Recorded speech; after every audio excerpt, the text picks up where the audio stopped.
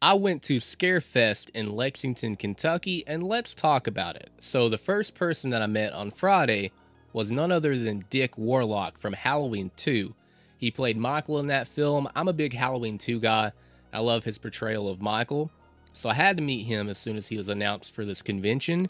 And I went and I met him. I got him to sign the Halloween 2 shot of Michael with the blood tears coming down from his eyes. Love that iconic scene. And he was a really cool guy. We went to take a picture. He asked me how I was doing. I said, I'm doing good. How are you? And he goes, just getting started. And went to shake his hand. And yeah, I think I might have hurt his shoulder a little bit because I shook his hand. He's like, oh, got a bad shoulder. But I think he was just messing with me. If not, I apologize, Dick. I did not mean it. The next person had a line right from the beginning. And as a big Fright Night fan, I knew I had to meet him. My girlfriend is a huge Nightmare Before Christmas fan, and she was dying to meet him as well, and that is none other than Chris Sarandon. And he was a lot of fun to meet. I know we had a big long line. That was a little, it is what it is. He's very good with fans. Of course, a lot of people are going to want to meet him, but once we got up there, it didn't matter. He was so cool, so kind, and I loved meeting him. We got a good picture with him. I got my picture of Jerry Dandridge signed, and she got a Funko Pop of Jack signed by him, which is really cool. And then my girlfriend wanted to go and meet Caroline Williams from TCM2 because she absolutely adores that film, which I think it's a very fun film. I think I prefer the first one, but I do love TCM2. She loves Bill Moseley, Chop Top, Stretch. So she got to go and meet her, got a really good autograph, and me and her both got to take a picture with Caroline Williams. And she was very bubbly and very entertaining. And then I got to go and meet the Phantasm people. If you guys know me, I am a huge Phantasm fan. It's in my top 5 horror films of all time. I went and met Don Coscarelli, and he was actually very talkative. He asked me, how did I get into Phantasm? And I told him I watched it at a buddy's house very late at night, very spooky night, very foggy. It was probably midnight or later. We went and watched this movie. And I fell in love with it. It was so surreal and just unique and different from anything that I had ever seen before to that point. And I fell in love with the franchise on that day. And we talked a lot. He told me just, little things like, yeah, we were just trying to make an independent horror film, back in the day and all this stuff. And I also got to tell him there's 2 films that I show people to kind of see if, we're on the same, sense of humor, personality level. And that is Big Trouble in Little China, and the other one is Bubba Hotep. And we talked about that for a minute, and I got some very good pictures with him. And I got actually this book here called Fiction signed by him. He personalized it and left me a pretty cool quote in there, and it was only $45 for his autograph and the book. And he really took his time with me, and we had a fun conversation, and I just could not be more happier with that experience. I thought Don was really cool and down to earth. And then I met Bill Thornsbury, who played Jody in the Phantasm films, and he was really cool. He did have that older brother, the cool older brother vibe, and I really liked that about him. We talked for a little bit and got an autograph, and I asked him if I could take a picture with him. He's like, yeah, sure, step right into my office. And we got a pretty cool picture. And then I met A. Michael Baldwin, who told me that he had a dream about me and my girlfriend attending here, which it was kind of confusing. I didn't know if he was being like serious or if he was trying to do like a riff on the movie. I think he was being genuine, and I didn't really know how to react. I was like, oh really, like that's wild, and he was pretty cool.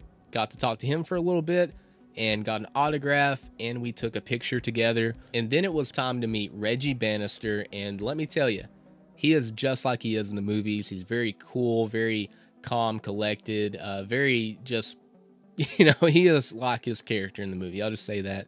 We talked for a little bit. I got, him to sign a picture. I went to hand the helper, the money for the autograph. I was like, how much do I owe? And the guy says $20. I was like, what? How much for the autograph? $20. I was like, wow, like everybody else is charging, you got some people charging 80 to 100. Most of the Phantasm people is like, 40 to 60. And here's Reggie, plays a very, to me, an iconic character in a maybe not a mainstream franchise, but I love the Phantasm films. $20 is all I had to pay for that? Dude, that was badass. So not only is he like his character, he's not charging you out the ass for an autograph. Like, how could you not meet the guy? And then I decided to meet somebody that I kind of regretted not meeting last year. And I watched, the films that he was in recently, and I kind of like him a little bit more now. And that is James Jude Courtney. Now, I love Nick Castle, Dick Warlock, George P. Wilbur, but James Jude Courtney, to me, is right in that mix with the best Michaels, in my opinion. No matter how you feel about the new trilogy, James Jude Courtney is a badass Michael. I think we can all agree on that. And as a person, he is a very cool person. I loved meeting him, got a really cool picture with him, and the autograph, I love that picture. Probably one of my personal favorites in my autograph collection. And then later that night, we went to the Fright Night panel, which was pretty good. Chris Sarandon, William Ragsdale, Tom Holland, Jonathan Stark, and Amanda Burst really carried that panel, had a lot of good insight and knowledge. Learned that Tom Holland let those actors come up with, stuff for their character, which I thought was really cool. Kind of give them that creative freedom. And Chris Sarandon was like, hey, he researched bats and found out that a lot of them were fruit bats, and that's what he did with Jerry Dandridge. That's why he's always eating an apple or some kind of fruit in the movie. And I thought that was cool to kind of just get that knowledge, Saturday, we attended the Phantasm panel, which was my personal favorite of the entire weekend. That one was amazing. They talked about Angus Scrimm. They talked about the making of the films.